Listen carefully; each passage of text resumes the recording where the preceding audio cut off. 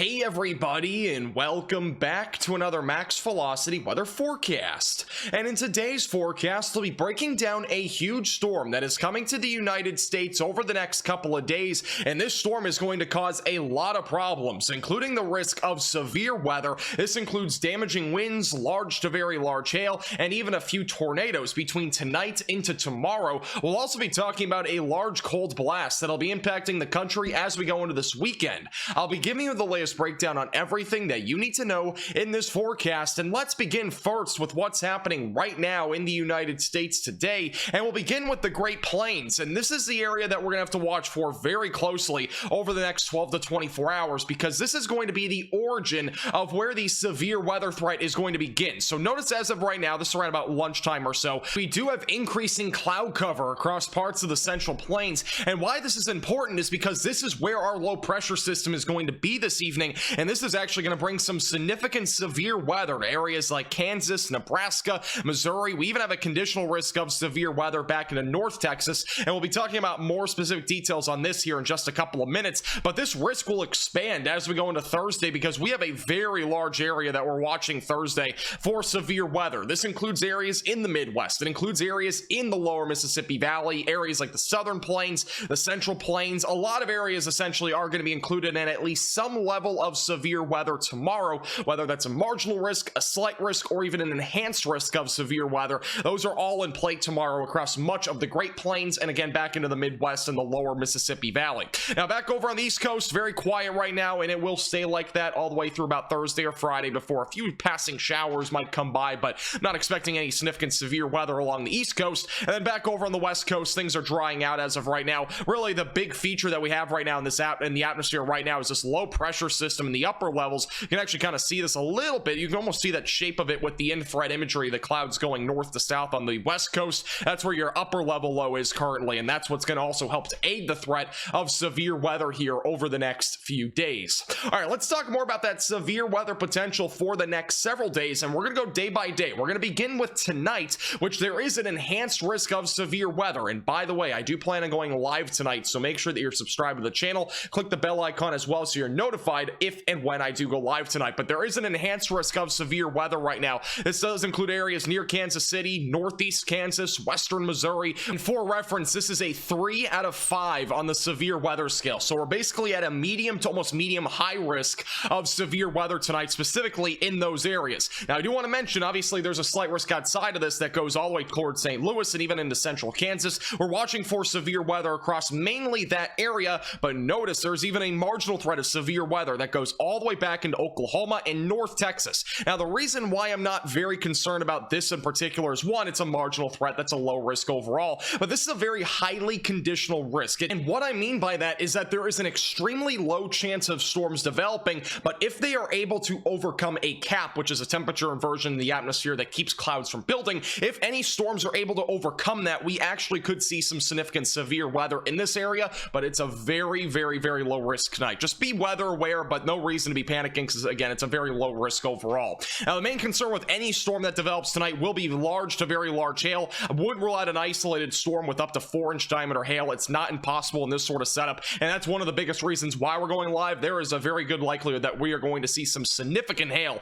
especially near the Kansas City metro area and also near Topeka, Kansas. Also, the tornado risk, it's not really that high today. It's a low to medium risk overall, but I wouldn't be surprised really at the beginning of these storms if we're able to have a discrete supercell that's rotating enough. I wouldn't rule out a very conditional risk of a strong tornado, but again, it's a very low risk. It would be primarily focused here across areas near and just west of Kansas City. So that's really the hotspot, I think, for a tornado risk tonight, but it's really going to be a short time frame. It's going to be between about 6 to maybe 8 or 9 o'clock. It's going to only last a couple of hours, and that's when storms will be developing tonight. And we'll be talking about the timing and all the threats again in just a moment on that day. Let's talk more about what's going to be happening tomorrow, which is tossing trampolines on tall trees Thursday. We do currently have an enhanced risk of severe weather in southern Missouri, back into eastern Oklahoma and western Arkansas. A very large slight risk as well that goes all the way back up into Illinois, and there's even a marginal threat that goes into southern Michigan and as well as Ohio. That's mainly for the damaging wind potential in the late morning, which we'll be talking about here in just a moment.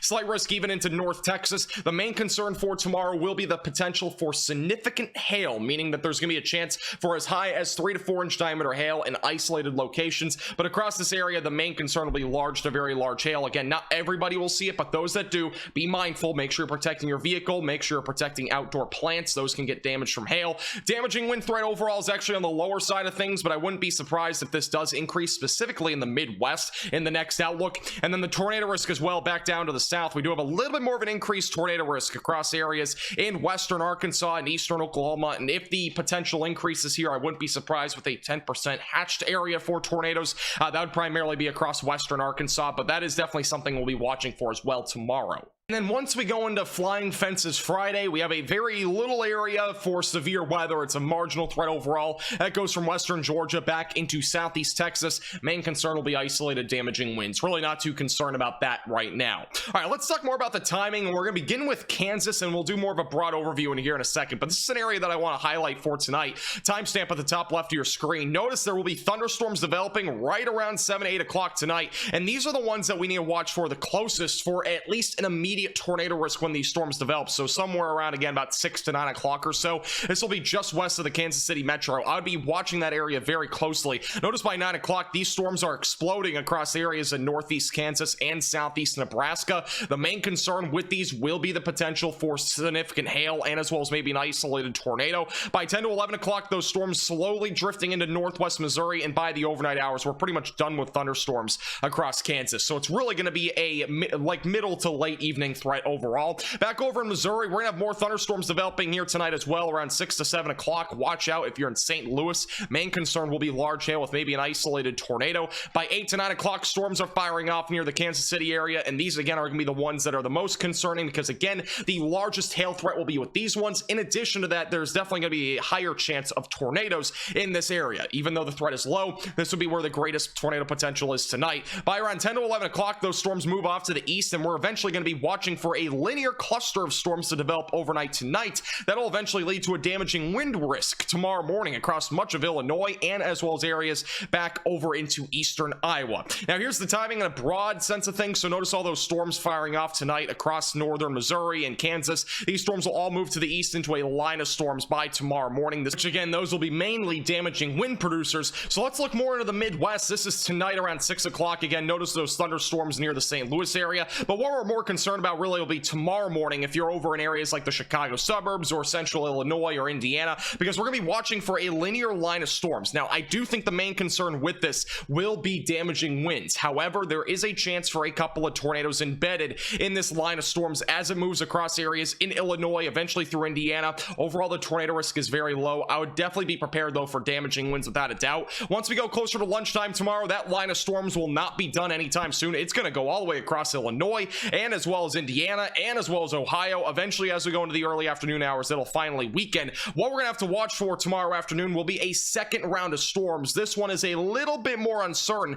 but if it's able to develop, we might get a bit more of a tornado risk going across areas in central and southern Illinois, back into southern Indiana. That is where we also have a chance for a couple of tornadoes. We might even have an isolated strong tornado if that's able to materialize, but again, a lot of uncertainty still there. Just make sure you subscribe to the channel. We'll be keeping you posted with the latest. Once we go into late Thursday night, those storms continue to move to the east, and most of the severe weather will be done after sunset. So some good news there. Here's a look at the timing across areas in Arkansas and Missouri. Notice thunderstorms will fire off right around 2 to 3 o'clock. Again, the greatest tornado risk will be across areas in Arkansas and perhaps even eastern Oklahoma out of these discrete supercells that fire off. Eventually by around 6 o'clock, more storms ongoing, hail, damaging winds, couple tornadoes possible. Eventually by the late evening into the overnight hours, storms continue to march to the east. We'll be watching for some damaging winds across Tennessee, but that'll be the main concern. I don't expect much more beyond that in Tennessee. And eventually by Friday morning, those storms will continue moving down to the south and east, with damaging winds being possible.